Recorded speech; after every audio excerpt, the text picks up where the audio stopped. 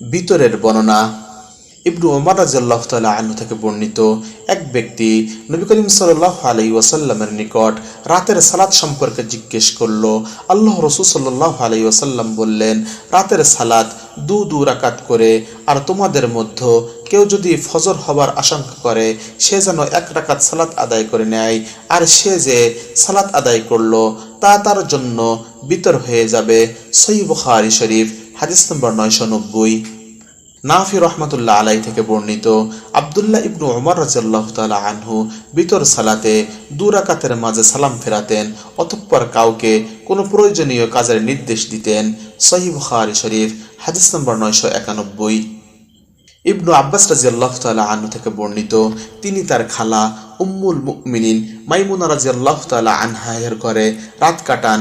তিনি বলেন, আমি বালিশের প্রস্থের দিক দিয়ে শয়ন করলাম এবং আল্লাহ রাসূল সাল্লাল্লাহু আলাইহি ওয়াসাল্লাম ও তার পরিবার সেটির দৈর্ঘ্যের দিক দিয়ে শয়ন করলেন। নবী করিম সাল্লাল্লাহু আলাইহি ওয়াসাল্লাম রাতের অর্ধেক বা তার কাছাকাছি সময় পর্যন্ত ঘুমালেন। অতঃপর তিনি জাগ্রত হলেন এবং চেহারা হতে ঘুমের রেশ দূর করলেন। পরে তিনি সূরা আলে ইমরানের শেষ 10 আয়াত তেলাওয়াত করলেন। অতঃপর আল্লাহ রাসূল সাল্লাল্লাহু আলাইহি ওয়াসাল্লাম একটি ঝুলন্ত মশকের নিকট গেলেন এবং উত্তম রূপে উযু করলেন। অতঃপর তিনি সালাতে দাঁড়ালেন। আমিও তার মতো করলাম এবং তার পাশে দাঁড়ালাম। তিনি তার ডান হাত আমার মাথার উপর রাখলেন এবং আমার কান ধরলেন। অতঃপর তিনি 2 রাকাত সালাত আদায় করলেন। অতঃপর 2 রাকাত, অতঃপর 2 রাকাত, অতঃপর 2 রাকাত, অতঃপর 2 রাকাত, অতঃপর 2 রাকাত, অতঃপর বিতর আদায় করলেন। অতঃপর তিনি শুয়ে পড়লেন। অবশেষে মুয়াজ্জিন তার নিকট এলো। তখন তিনি দাঁড়িয়ে 2 রাকাত সালাত আদায় করলেন। অতঃপর বের হয়ে ফজরের সালাত আদায় করলেন।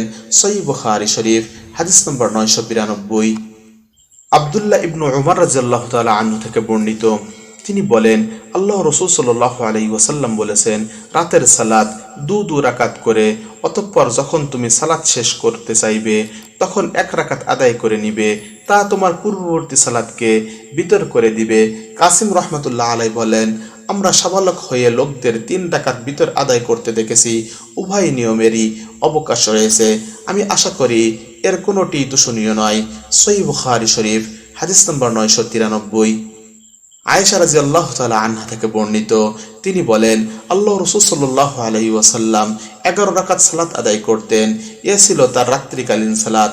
এতে তিনি এমন দীর্ঘ সিজদা করতেন যে তার মাথা ওঠাবার পূর্বে তোমাদের কেউ 50 আয়াত পড়তে পারে, এবং ফজরের সালাতের পূর্বে তিনি আরো 2 রাকাত পড়তেন। অতঃপর তিনি ডান কাতে শুয়ে বিশ্রাম করতেন সালাতের জন্য মুয়াজ্জিনের আসা পর্যন্ত। সহিহ বুখারী শরীফ, হাদিস নম্বর 994।